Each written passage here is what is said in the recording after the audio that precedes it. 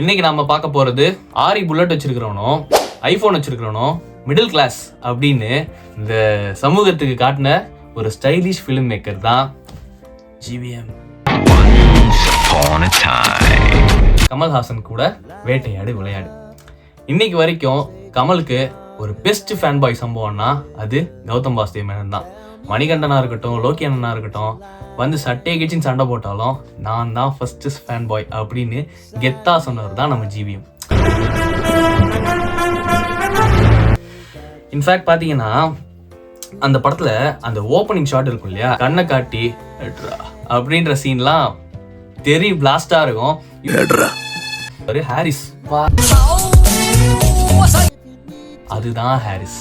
வேட்டையாட விளையாடுக்கு அப்புறம் தலைவன் பண்ண மிகப்பெரிய சம்பவம்,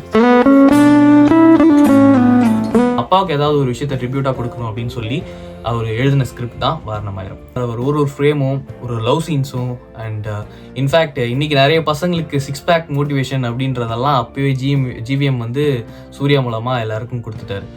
ஆக்சுவலாக லவ்வுக்காக ஒருத்தவன் இந்தியாவிலேருந்து அமெரிக்கா போவானா அப்படின்னு யோசிச்ச விதம், அந்த ஸ்க்ரீன் பிளே தரமான ஸ்க்ரீன் பிளே.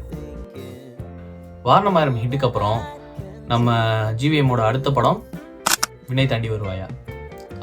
இன்னைய வரைக்கும் நிறைய பேர் கண்ணில் தண்ணி வச்சுட்டு பார்க்குற படம். ஃபர்ஸ்ட்டு வினை தாண்டி வருவாயான்னு எடுத்தாங்க. 10 வருஷத்துக்கு அப்புறம் தான் அது வீட்டை தாண்டி வருவாயான்னு ஆயிடுச்சு. ஆக்சுவலாக அந்த படத்துக்கும் அவருக்கும் ஒரு கனெக்ட் இருக்கு. என்னன்னா, ரியல் லைஃப்ல அவருக்கும் ஒரு ஜெசி இருந்திருக்காங்க. ஆக்சுவலாக இதை கலாய்க்கிற மாதிரி தான் கண்ணும் கண்ணும் கொள்ளையடித்தால அவருக்கு உனக்கெல்லாம் வெக்கமே இல்லையாடா. அதுக்கப்புறம் பாத்தீங்கன்னா நெய் நோக்கி பாயும் தோட்டா, அந்த படத்தும் தோட்டாலாம் அவரை நோக்கி பாயல, ஆடியன்ஸா இருந்த எங்களை நோக்கி தான் பாஞ்சுது. நான் தலைவன் மொத்தம் 13.